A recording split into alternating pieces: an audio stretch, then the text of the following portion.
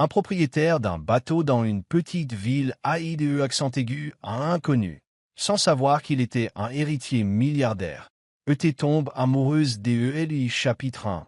La rencontre sur le bateau. Le soleil venait de disparaître derrière les montagnes, laissant dans son sillage un ciel d'indigo profond se reflétant sur les eaux scintillantes de la rivière. De somptueux bateaux modernes passaient, chargés de rires et de lumières éclatantes. Au milieu du port agité, on apercevait Starlight, à l'ancre, silencieuse et discrète, comme un fragment du passé de la ville. Cette petite embarcation, dont la peinture s'était décolorée avec le temps et dont certaines parties en bois portaient les marques de la rouille, continuait néanmoins de sillonner la rivière chaque soir. Pour Lila Munro, propriétaire et unique opératrice du bateau, Starlight n'était pas un simple navire. C'était un héritage familial, un symbole culturel de la ville, transmis par son père et que la jeune femme s'efforçait de préserver. Mais cette paix était menacée. Une grande entreprise projetait de s'approprier le fleuve pour y installer des bateaux de croisière modernes, effaçant à jamais le charme préservé depuis des générations. Starlight risquait de faire partie des derniers bateaux encore présents, et Lila savait que perdre ce navire, c'était perdre un morceau de l'âme de la ville. De l'autre côté du quai, Ethan longeait tranquillement la berge, ses chaussures en cuir verni crissant sur le gravier. La lueur des lampes du port se reflétait sur sa montre hors de prix. Mais dans cette petite bourgade, le luxe importait peu. Et, pour une fois, Ethan n'y prêtait pas vraiment attention non plus. Quelques jours plus tôt, il était encore assis dans le plus haut bureau de Maritime, la plus grande société maritime de la région. Là, ses décisions pouvaient sceller le sort de nombreuses villes côtières. Mais à force de grimper dans la hiérarchie, il s'était senti de plus en plus seul, submergé de réunions interminables, de contrats à signer et de la pression de succéder à son père exigeant. L'air lui semblait irrespirable. Il ne se souvenait plus de la dernière fois où il avait éprouvé un réel sentiment de liberté. Ce voyage dans cette petite ville riveraine était un pur hasard. Il avait quitté la ville en voiture à la tombée de la nuit, sans destination précise, sans carte. Les lumières du port et la vision de petits bateaux amarrés en silence l'avaient intrigué et poussé à s'arrêter. Cela lui rappelait les étés de son enfance, de courts séjours passés sur de petits bateaux avec sa mère, sur cette même rivière. Avant de mourir, celle-ci lui avait confié que certaines choses étaient irremplaçables, comme ces vieux bateaux et cette rivière paisible. Pourtant, aujourd'hui, son père souhaitait acquérir cette partie du fleuve, balayant les bateaux traditionnels pour y installer des croisières modernes. Ethan n'avait pas protesté. Il n'imaginait pas qu'un vieux bateau ou une rivière tranquille ait une valeur allant au-delà du profit.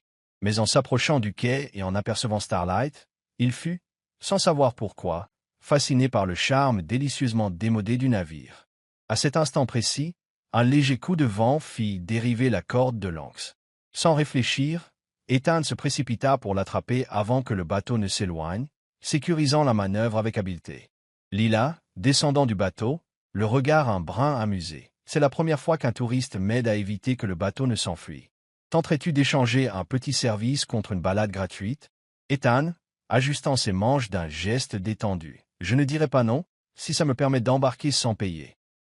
Lila, inclinant la tête, le regard pétillant. Très bien, mais tu m'aideras à astiquer le pont après la balade. Personne ne monte à bord du Starlight sans y mettre un peu du sien. Ethan Surratt. La simplicité et la franchise de Lila l'apaisaient, sentiment qu'il n'avait plus ressenti depuis des mois. Marché conclu. La petite croisière commença. Ethan s'installa près du bastingage, admirant la lumière de la ville reflétée sur l'eau. À la barre, Lila, le regard empli de fierté, conduisait Starlight sur une rivière qu'elle connaissait depuis son plus jeune âge. Ethan, silencieux, laissait l'eau bruisser contre la coque. Il était loin d'imaginer que ce vieux bateau, et la femme qui le pilotait, allaient devenir pour lui bien plus qu'une simple escapade. Bienvenue dans notre histoire du jour. Dites-nous en commentaire d'où vous nous regardez. Et surtout, n'oubliez pas de vous abonner pour découvrir d'autres récits riches en émotions. Chapitre 2. Des journées de complicité. La Starlight accosta doucement au quai, les lumières dorées de la ville vacillaient sur l'eau sombre. Les passagers débarquèrent un à un, et la nuit retomba dans un calme relatif. Restés seuls sur le pont, Ethan et Lila entreprirent de nettoyer le bateau, comme promis. Ethan essuyait les bancs en bois usés, tandis que Lila vérifiait les amarres, exécutant ses gestes de façon experte, celle de quelqu'un ayant grandi sur ce fleuve. Lila, s'asseyant sur l'un des bancs, s'épongeant le front. Pas mal. Tu es plutôt doué comme matelot. Je pourrais t'embaucher. Ethan, esquissant un sourire et s'essuyant les mains. Je garderai la proposition en tête si mon travail actuel ne me convient plus. Puis il s'approcha du vieux bastingage, laissant sa main courir sur la peinture craquelée, révélant le bois abîmé et un métal légèrement rouillé. Ethan, fronçant les sourcils en examinant la rambarde. Ce bateau doit naviguer depuis un bon moment. Lila, hochant la tête, un soupir reflétant une certaine tristesse. Mon père me l'a légué. Starlight fait partie de cette ville. Mais si je ne le rénove pas vite, je crains qu'il ne puisse plus prendre la mer très longtemps. Ethan Law Devasager. Il percevait dans sa voix un mélange d'attachement et de persévérance qu'il voyait rarement dans son propre milieu. Pourquoi ne pas faire un prêt bancaire pour le réparer? Demanda-t-il. Lila, adossée à la barre, sourit avec amertume. J'y ai pensé, mais j'ai déjà des dettes. Et puis, à quoi bon, si à terme le bateau est condamné? Elle s'interrompit, contemplant le fleuve obscur, éclairé par les reflets de la lune. Et Maritime veut acheter toute la rive, moderniser le fleuve avec de grands bateaux de croisière. Les petites embarcations comme la mienne n'auront plus leur place. Ethan S.E. Figia. Hayes Maritime. Son propre héritage, son entreprise familiale, était sur le point d'évincer ses bateaux. Tu ne songes vraiment pas à vendre? Hasarda Ethan d'une voix la plus neutre possible. Lila, le regard ferme, jamais. Mon père répétait que Starlight n'était pas seulement un bateau, mais un héritage familial, un morceau de l'histoire de la ville. Je ne laisserai personne l'effacer. Ethan plongea son regard dans celui de Lila, observant la détermination mêlée d'inquiétude qui s'y reflétait. Il ressentit un pincement au cœur. S'il lui avouait qu'il était l'héritier de la société menaçant ce fleuve, elle aurait peut-être toutes les raisons de le détester. Il se força à sourire légèrement, tournant la tête vers l'eau. Au fait, je suis ingénieur en mécanique. Je suis en congé et je voulais en profiter pour en apprendre plus sur les bateaux. Je peux te donner un coup de main pour les réparations si tu veux. Lila, méfiante, haussa un sourcil. Un ingénieur en mécanique qui s'attache à un vieux rafio. Ethan, haussant les épaules. J'aime le charme de l'ancien. C'est plus authentique que les paquebots brillants. Lila partit d'un petit rire. Tu es le premier à me dire ça. Les touristes préfèrent en général les gros bateaux flamboyants. Ethan, regardant les reflets colorés des navires de luxe qui passaient. Ce qui brille n'est pas toujours ce qu'il y a de mieux. Leur travail terminé, Ethan s'appuya sur la rambarde, regardant l'onde scintillante. Lila posa son chiffon sur son épaule, prête à partir. Tu sais, parfois je pense que si Starlight pouvait parler, elle nous raconterait les plus belles années de cette ville. Lâcha-t-elle en levant les yeux vers le ciel étoilé. Je suis persuadé que tu es la seule à pouvoir transmettre ces histoires, répondit-il en souriant. Lila se retourna, ses yeux illuminés par la lueur des lampadaires. Merci pour ton aide. Demain matin, je repars tôt, mais si tu veux repasser, peut-être bien, acquiesça Ethan, serrant la main qu'elle lui tendait. Bonne chance, à toi et à Starlight. Il s'éloigna le long du quai, disparaissant dans la foule qui s'étiolait. Mais les paroles de Lila restèrent ancrées dans son esprit. Cette nuit-là, il peina à trouver le sommeil. Il n'était pas seulement intrigué par Starlight et par le cadre pittoresque de la ville. C'était la détermination de Lila pour protéger l'héritage de son père qui le touchait profondément. Pourtant, il savait que ses propres secrets ne pouvaient rester longtemps cachés, et lorsque Lila les découvrirait, tout pourrait s'écrouler. Chapitre 3. Des liens qui se tissent, compréhension et soutien le lendemain, en début d'après-midi, Ethan retourna sur la Starlight. Quelque chose dans ce fleuve l'attirait irrésistiblement. Peut-être la sérénité du courant, mais il se doutait bien que c'était surtout le sourire de Lila. Le bateau s'apprêtait à entamer sa croisière de fin de journée. Quelques passagers montaient à bord tandis que Lila vérifiait le moteur. Lorsqu'elle l'aperçut sur le quai, elle lui fit un petit signe. « Te revoilà pour faire de la main-d'œuvre gratuite ?»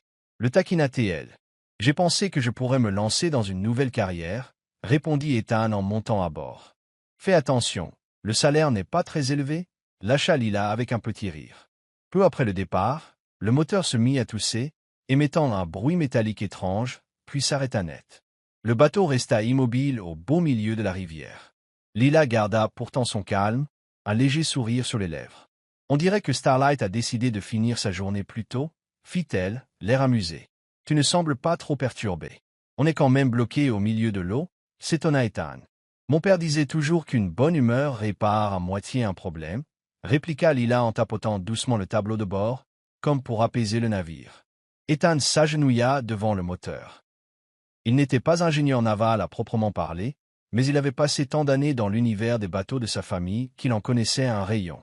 Ça doit juste être une pièce desserrée, lança-t-il en la resserrant habilement. On devrait tenir le temps de rentrer, mais il faudra vérifier ça plus soigneusement. Lila, en se redressant, on dirait que j'ai trouvé un mécano de talent. Ethan, amusé, un mécano qui ne compte pas travailler gratuitement éternellement. Le moteur reprit son ronronnement, permettant à Starlight de poursuivre tranquillement sa route sous les reflets dorés du soleil couchant. Ethan s'aperçut bientôt d'une caractéristique chez Lila. Quoi qu'il arrive, manque de passagers, incident mécanique ou dette, elle ne se plaignait jamais. Elle souriait, haussait les épaules, et poursuivait son chemin. Il s'en trouva fasciné. Dans le monde d'où il venait, tout tournait autour du profit, du statut et de la réussite. Sur ce vieux bateau grinçant, il se sentait libre d'être lui-même. Avec Lila, il n'était pas l'héritier d'une firme colossale, juste un homme prêt à l'aider à défendre la mémoire de son père. Ce soir-là, après que tout le monde eut débarqué, ils contemplèrent ensemble les lumières de la ville se reflétant dans les flots. Adossé au bastingage, Lila laissa son regard errer. Cette ville a beaucoup changé. Mais chaque fois que je navigue sur Starlight, c'est comme si mon père se tenait là, juste derrière moi. Ethan hocha la tête. Certaines choses méritent de rester telles qu'elles sont. Au fond de lui, un désir commençait à éclore, celui d'aider Lila à sauver Starlight. Non pas seulement pour le bateau, mais pour elle, cette femme courageuse, déterminée à préserver l'âme de la ville.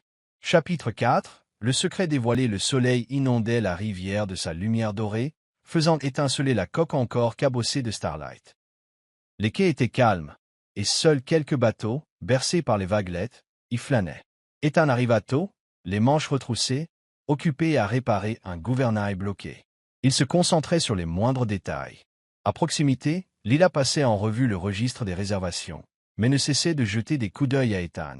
Elle aimait sa façon de se concentrer, de froncer légèrement les sourcils, et comment sa mèche de cheveux se soulevait dans la brise matinale.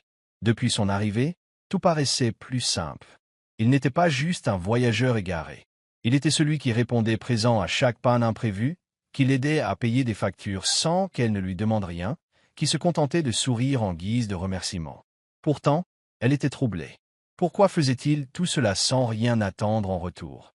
Elle avait beau apprécier sa présence, elle redoutait la peur de le voir partir un jour, la laissant à nouveau seule. « Je vais finir par croire que tu devrais faire ta vie ici, » plaisanta-t-elle pour chasser ses pensées, tout en soulignant un point dans le livre de bord. Ethan, relevant la tête, sourit en secouant légèrement la pièce qu'il ajustait. Ce n'est peut-être pas une mauvaise idée. Qui sait?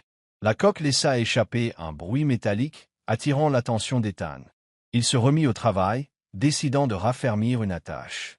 Lila, de son côté, observait le visage d'Ethan, songeuse. Elle ressentait une gratitude profonde, mêlée à une angoisse. Que se passerait-il s'il s'en allait? Soudain, une voix retentit depuis le quai, rompant le calme. « Ethan, que fais-tu ici? Je croyais que tu préparais la réunion pour racheter cette partie du fleuve. » Ethan se redressa d'un bond.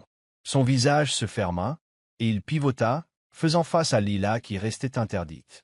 Son sourire disparut, laissant place à l'incompréhension. « Qui es-tu? Vraiment? » demanda Lila, la gorge serrée. Il se força à soutenir son regard. Il savait qu'il ne pourrait plus lui cacher la vérité. « Je m'appelle Ethan Hayes. Ma famille possède des maritimes. » Ces mots tombèrent comme un coup de massue. Lila serra les dossiers qu'elle tenait, et son expression, d'abord incrédule, se mua en une suspicion douloureuse. « C'est donc pour ça que tu es venu? Pour évaluer Starlight avant de la racheter et la détruire? » lâcha-t-elle d'une voix froide. Ethan se précipita pour s'expliquer. « Non, ce n'est pas ce que je voulais. Je cherchais juste un peu de paix. Je ne savais pas que je tomberais sur toi ou sur ce bateau. » Lila secoua la tête avec un rictus amer. La paix? Un héritier de multinationale, cherchant la tranquillité sur le bateau qu'il menace de faire disparaître? Il n'ajouta rien. Que dire de plus? Lila pouvait y voir tromperie ou manipulation, et il n'était pas sûr qu'elle croie à ses justifications. « Je te faisais confiance. Et toi, tu me cachais la vérité, » reprit-elle, la voix cassée par la déception. Lila, je n'ai jamais voulu te tromper. Je tiens à toi, à ce bateau, insista-t-il, le regard suppliant. Mais elle demeura insensible à ses paroles. Elle ne vit plus en lui qu'un mensonge. Je pense que tu devrais partir, conclut-elle finalement, ses épaules retombant. Ethan aurait voulu parler davantage, mais il comprit que ça ne servirait à rien. Il sortit du bateau, comme un étranger, tandis que Lila s'éloignait vers la barre, les yeux voilés de tristesse. Chapitre 5. La rédemption d'Ethan l'après-midi même. Ethan quitta la Starlight, le cœur lourd et la tête pleine des images de Lila, trahie et silencieuse. De retour à son hôtel, il s'enferma dans sa chambre. Par la fenêtre, il distinguait la rivière paisible. Il savait que si rien n'était fait, la compagnie de son père transformerait ce fleuve, effaçant tout le charme local et condamnant des bateaux comme celui de Lila. Il hésita un instant, puis saisit son téléphone et appela son père. « Papa, je veux qu'on mette fin à l'acquisition de cette portion du fleuve. »« C'est une erreur. »« Une erreur ?» rétorqua la voix paternelle, méfiante. « Tu sais pourtant combien de temps nous avons planifié ce projet. On ne peut pas tout arrêter pour un caprice. »« Ce n'est pas un caprice, » répliqua Ethan. « Cette rivière est l'âme de la ville. Détruire ces bateaux, c'est détruire son histoire. » Le silence se prolongea un instant, avant que son père ne finisse par céder. « Très bien. Qu'as-tu en tête ? » « Je veux créer un fonds de préservation pour soutenir les embarcations traditionnelles et maintenir la culture locale, expliqua-t-il, déterminé. Si on veut vraiment investir, faisons-le sans balayer ceux qui vivaient déjà là. Il conclut la conversation, le cœur plus léger. Peu après, il envoya un courriel officiel au conseil d'administration des Maritimes. Objet: annulation du projet d'acquisition. Proposition de fonds de préservation. Corps du message. Je propose l'établissement d'un fonds de préservation pour soutenir les bateaux traditionnels de la rivière. Ces navires sont bien plus qu'une attraction touristique. Ils incarnent un patrimoine culturel lié au quotidien des habitants. Poursuivre l'acquisition telle qu'elle est prévue porterait un coût irrémédiable à ce patrimoine. Le doigt d'Ethan appuya sur envoyer, et il se laissa tomber sur le siège en soupirant. Quelques jours plus tard, Lila reçut un gros dossier provenant de la banque locale. Un dossier confirmant qu'elle obtenait enfin le prêt dont elle avait tant besoin pour rénover Starlight. Abasourdie, elle lut la lettre jointe. Que Starlight continue de briller sur ce fleuve. Un ami, interdite, elle feuilleta plusieurs fois le document, ne sachant si elle devait remercier le destin ou se méfier. Elle devina rapidement que c'était Ethan qui se cachait derrière cela. En fin d'après-midi, alors qu'elle vérifiait le moteur, Ethan apparut à l'autre bout du quai, l'air incertain. Lila avança, les bras croisés, son visage indéchiffrable. « Crois-tu qu'une lettre et de l'argent suffisent à arranger les choses » lâcha-t-elle, la voix vibrante. « Non, » admit Ethan, s'approchant doucement. « Mais c'était le seul moyen d'agir sans te faire davantage de peine. » Un long silence s'installa. Puis un discret sourire étira les lèvres de Lila. « Je ne suis pas prête à tout oublier. Mais, merci. Tu n'as pas à me remercier. Ce bateau mérite de continuer à voguer. Et je voulais réparer mon erreur, » répondit-il. Côte à côte, ils contemplèrent le soleil se couchant, ses reflets d'or dansant sur les flots. La colère de Lila s'atténuait, remplacée par un étrange sentiment d'espoir mêlé d'affection.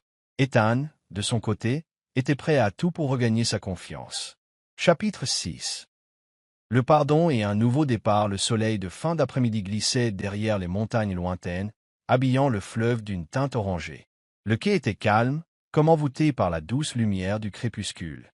Sur le pont de la Starlight, Lila effleura la peinture fraîche du navire, appréciant chaque boulon désormais solidement remis en place. Le bateau semblait renaître, plus robuste et éclatant que jamais. Malgré cela, Lila savait qu'il y avait quelque chose d'autre qui la préoccupait. Ethan avait sauvé Starlight, avec discrétion et sans rien attendre en retour, sinon la survie de ce vieux navire. Mais au fond d'elle, elle désirait le revoir, pour discuter, pour comprendre ses motivations profondes. Le lendemain, Ethan se tint sur la berge, adossé à la rambarde, regardant la rivière. Il n'était plus revenu depuis quelques jours sur la Starlight. Bien que Lila eût obtenu son prêt et réparé le bateau, il ignorait si elle voulait le revoir. « Je me doutais que je te trouverais ici » s'éleva une voix douce derrière lui. Il se retourna pour voir Lila s'approcher, sa chevelure flottant sous la brise légère. « Je ne pensais pas que enfin, que tu viendrais, » balbutia-t-il, un brin confus. « Moi non plus. Mais je voulais te remercier. répondit-elle, un léger sourire aux lèvres. Sans toi, le bateau ne serait plus là aujourd'hui. Un court instant de silence s'installa, baigné par la lueur paisible du soleil couchant. Ethan, la voix un peu basse, je ne l'ai pas fait que pour le bateau, tu sais. Lila, fronçant légèrement les sourcils. Alors, pourquoi d'autres? Ethan planta son regard dans le sien. Pour toi. Parce que je crois en ce que tu fais. Et parce que je t'aime, Lila. Les mots résonnèrent en elle, faisant battre son cœur plus fort. Elle discerna dans son regard la même appréhension qu'elle ressentait, la peur d'être rejetée. Finalement, un sourire radieux illumina son visage. J'étais en colère, mais j'ai compris tes raisons. Et certaines choses méritent le pardon, admit-elle. Ethan laissa échapper un soupir de soulagement. Alors, tu me pardonnes?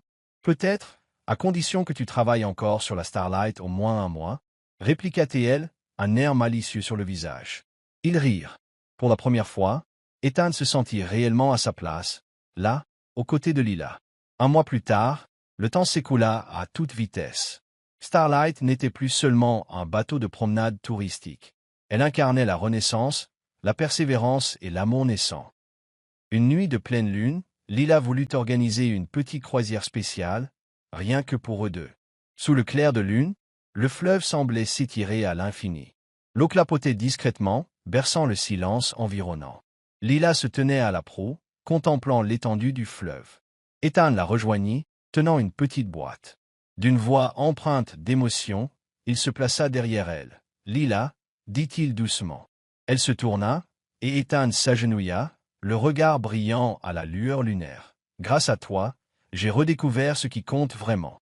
Ni les affaires ni les grands projets, mais ce lieu, ces gens, et surtout toi. Laisse-moi t'accompagner, te protéger, ici, pour toujours. » Il ouvrit la boîte, dévoilant une bague simple, mais riche de sens. Le cœur battant, Lila le contempla longuement, puis hocha la tête, le sourire aux lèvres. « Je crois que Starlight aura besoin d'un partenaire à long terme. » Le visage d'Ethan s'illumina tandis qu'il glissait la bague à son doigt. Un an après, le soleil couchant jetait ses derniers rayons sur le fleuve apaisé. À bord de Starlight, Ethan, dans un élégant costume, ajustait une fleur à sa boutonnière. C'était son jour de mariage avec Lila Munro. Les habitants s'étaient rassemblés sur la berge, décorés de fleurs et de lanternes, pour célébrer l'événement. Starlight, entièrement rénové, étincelait, symbole des rêves et de l'amour qui unissaient désormais ces deux êtres. Quand Lila apparut, vêtue de blanc, Ethan ressentit un frisson.